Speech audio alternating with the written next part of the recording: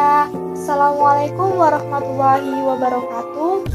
Kami dari kelompok 11 yang beranggotakan saya sendiri Nur Hasanah Dwi Fitriani, kemudian yang kedua ada Kristianti, dan yang ketiga ada Tri Handayani. Pada video kali ini kami akan mereview materi kewirausahaan. Selamat menyaksikan.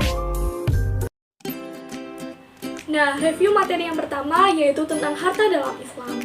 Dalam bahasa Arab, harta disebut al-mal, yang berasal dari kata malah, yamilu, mailan, yang berarti condong atau cenderung atau mengarah.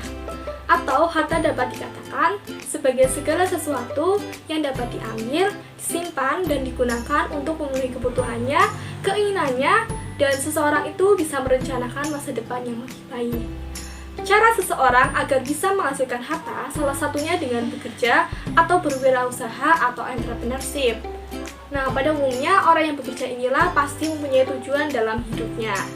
Konsep kepemilikan harta dalam Islam bahwa sesungguhnya harta itu milik Allah Subhanahu wa Ta'ala. Ada hak orang lain dalam harta yang dimiliki oleh setiap manusia.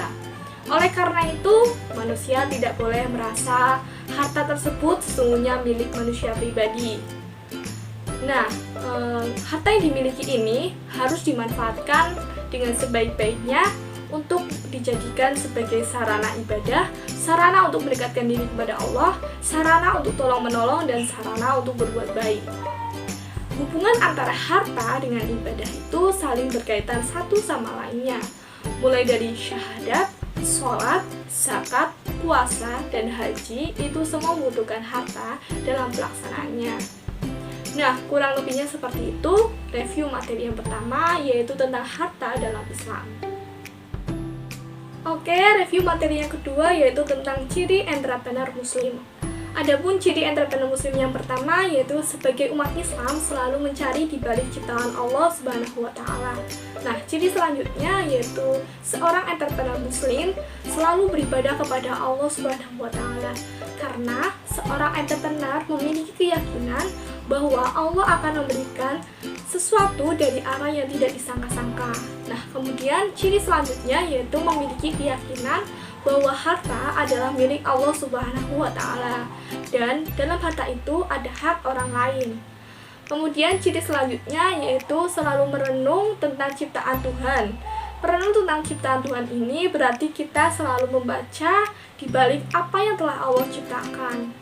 Nah, berwirausaha ini diawali dari perenungan ini. Kemudian ciri yang selanjutnya yaitu selalu berpikir untuk mendapatkan ide dalam rangka untuk mengembangkan, mencari manfaat di balik ciptaan Tuhan. Kemudian ciri selanjutnya yaitu seorang entrepreneur muslim selalu siap menghadapi resiko dan berani mengambil resiko dengan pertimbangan-pertimbangan tertentu. Kemudian ciri selanjutnya yaitu berorientasi pada ikhtiar dan berorientasi pada hasil. Selanjutnya yaitu selalu memiliki niat baik dalam jiwa seorang entrepreneur muslim.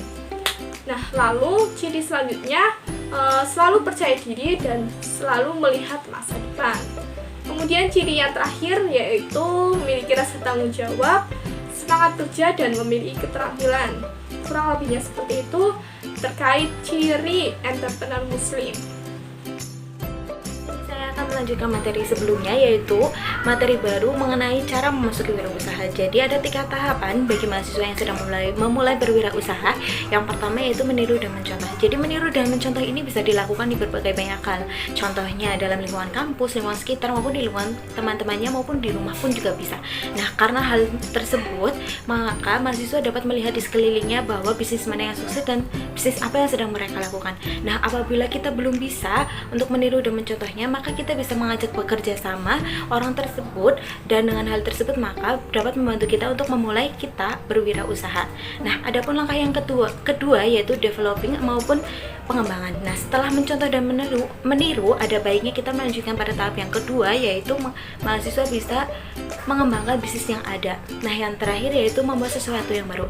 Jadi di sini maksudnya adalah mahasiswa bisa mengembangkan kreativitasnya untuk memulai hal yang baru walaupun memiliki risiko yang besar, namun keuntungan yang didapatkan juga akan besar. Nah, dengan adanya kekreativitasan ini, maka akan menjadi ciri khas atau tipikal sendiri bahwa seorang wirausahawan itu sudah paham terhadap apa yang dapat mempermudah kita untuk meraih kesuksesan. Karena gagal itu merupakan sesuatu yang ada, karena kegagalan merupakan tumpukan dari kesuksesan.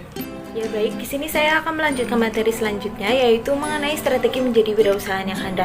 Nah, dalam menentukan perencanaan, aspek yang terpenting adalah strateginya. Mulai dengan mengatur strategi awal, yaitu strategi perencanaan, pelaksanaan, sampai dengan strategi evaluasi. Nah, dalam melakukan perencanaan ini, kita bisa melihat dari sisi pendekatan dari luar maupun ke dalam. Selain itu, perlu kita perhatikan yaitu peluang usaha baik dari individu maupun masyarakat. Nah, peluang usaha ini bisa kita dengan memahami kebutuhan masyarakatnya, yaitu dengan melakukan diagnosa, seperti diagnosa pada lingkungan kecil secara parsial maupun keseluruhan. Nah, perencanaan strategi sendiri merupakan sebuah proses yang dilakukan oleh seseorang atau seorang pengusaha untuk menentukan arah dalam mengambil keputusan, untuk menentukan bisnisnya seperti apa, sumber dayanya bagaimana, dan dalam kebutuhan manusia biasanya terdiri dari fisik material. Nah, fisik material ini bisa berupa makanan, alat tidur, alat makan, pakaian, gedung maupun rumah. Nah, yang menjadi peluangnya itu yaitu mental rasionalnya. Nah, adapun menurut Ketmes sendiri, strategi planning ini merupakan alat manajemen yang digunakan untuk mengelola kondisi saat ini untuk menentukan proyeksi pada masa yang akan datang. Nah, strategi planning ini merupakan proses perubahan, proses inovasi menuju untuk lebih maju. Rencana strategi bermacam-macam, antara lain yaitu mengalokasikan perusahaan untuk bisa menggunakan konsep pemasaran yang efektif dan efisien, meningkatkan kinerja, menciptakan etika bisnis, meminimalisir resiko dan kesenjangan. Selain itu juga kita harus mampu menganalisis SWOT dalam perusahaan, baik perusahaan kecil maupun perusahaan besar. Selain itu, ada beberapa hal yang harus diperhatikan. Yang pertama yaitu menentukan program jangka pendek, menengah, dan jangka panjang. Nah, selanjutnya menentukan kinerja atau target setiap periodenya. Nah, yang ketiga melakukan identifikasi target atau kinerja yang harus dicapai.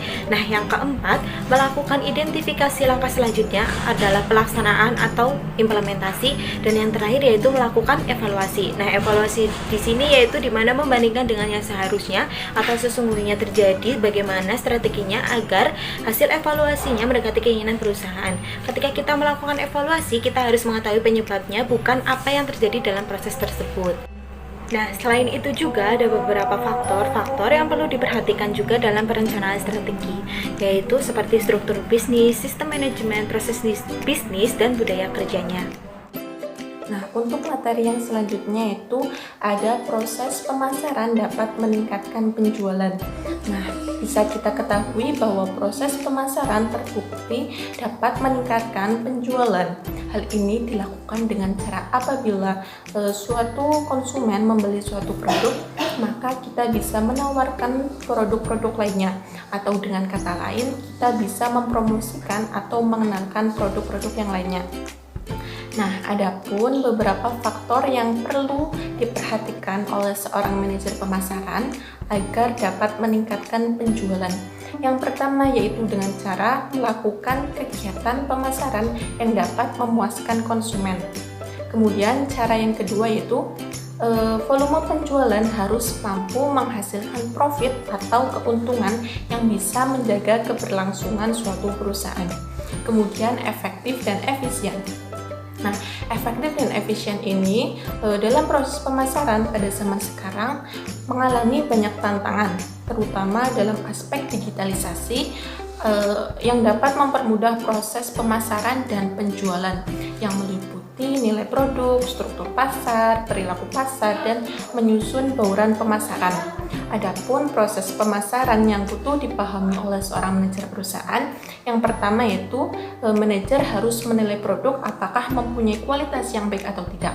Kemudian menganalisis struktur pasar, dan yang ketiga yaitu memilih peluang pasar dengan cara melakukan survei.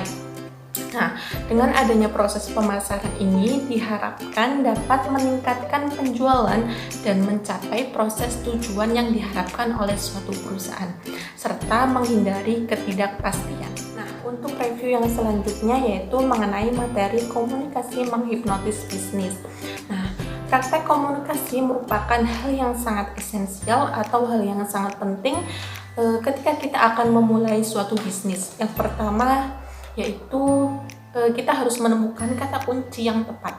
Nah, pada saat kita akan memulai komunikasi dengan orang lain, maka kita harus menyiapkan narasi atau kata kunci yang tepat untuk membuka jalannya suatu pembicaraan. Yang kedua yaitu ada kenali profil. Nah, kenali profil ini bertujuan untuk mengetahui seluk-beluk lawan bicara kita. Nah, hal ini bertujuan untuk menumbuhkan keakraban. Kemudian yang ketiga ada harus fokus. Nah, pada harus fokus ini, pada saat kita berkomunikasi, kita harus fokus dan tidak berbelit-belit. Hal ini karena setiap individu mempunyai kepribadian yang berbeda-beda. Kemudian yang keempat ada komunikasi modal awal sukses besar. Seperti yang kita telah ketahui bahwa komunikasi menjadi kunci utama kesuksesan. Kemudian yang kelima ada komunikasi membangun gagasan besar. Nah, pada saat kita berkomunikasi dan menciptakan ide-ide atau gagasan, hal ini bertujuan untuk menarik lawan bicara kita. Kemudian yang keenam ada jadilah diri sendiri. Kemudian yang ketujuh yaitu kita harus menyamakan frekuensi kepada lawan bicara kita. Nah, kemudian yang kedelapan yaitu ada kita harus mampu membaca gestur atau gerak tubuh seseorang. Nah, hal ini bertujuan untuk melihat apakah mereka nyaman berbicara dengan kita atau tidak. Kemudian yang kesembilan ada tidak berlebihan dan tidak meremehkan orang lain. Kemudian yang kesembilan ada jangan sok tahu. Nah, pada saat kita berkomunikasi dengan orang lain, maka kita harus berbicara sesuai dengan kapasitas pengetahuan kita. Kemudian yang ke-11 yaitu ada merubah rahmat jadi berkah. Nah, dalam Islam berkomunikasi memang sangat diperbolehkan. Hal ini asalkan untuk membangun dasar kebahagiaan dan kebermanfaatan untuk sesama. Untuk materi yang selanjutnya yaitu mengenai manajemen kewirausahaan Islam. Seperti yang telah kita ketahui bahwa manajemen merupakan suatu proses untuk mengatur sumber daya seperti sumber daya manusia, sumber daya alam, dan sumber daya modal. Nah, hal ini bertujuan untuk menunjang keberhasilan suatu perusahaan. Sedangkan berwirausaha menurut Islam yaitu menjalankan suatu bisnis dengan cara berpedoman atau berprinsip pada prinsip-prinsip keislaman dengan tujuan untuk mencari suatu keberkahan. Adapun beberapa prinsip mengenai berwirausaha dalam Islam. Yang pertama yaitu seorang muslim bertanggung jawab untuk meningkatkan kesejahteraan dan memandang bisnis sebagai bagian dari ibadah. Kemudian yang kedua yaitu motivasi untuk meraih kesuksesan usaha di dalam Islam tidak hanya diukur dari hasil akhir, tetapi memandang proses usaha sebagai bagian yang lebih penting. Nah, untuk yang selanjutnya yaitu Islam mendorong umatnya untuk menjalankan bisnis. Kemudian yang keempat yaitu menjadikan Al-Quran dan hadis sebagai pedoman dalam prinsip-prinsip berwirausaha. Kemudian yang terakhir yaitu kita harus meniru cara berwirausaha yang dilakukan oleh Nabi Muhammad SAW untuk menjadi jalan kita untuk mencari keberkahan. Nah, jadi kesimpulannya yaitu manajemen kewirausahaan merupakan suatu proses mengatur, merencanakan, dan mengawasi suatu usaha berdasarkan pada prinsip-prinsip keislaman atau nilai-nilai keislaman dalam rangka untuk mencari keberkahan bagi sesama. Nah, itu dia review materi kewirausahaan dari kelompok kami. Sekian dan terima kasih. Kurang lebihnya mohon maaf. Wassalamualaikum warahmatullahi wabarakatuh.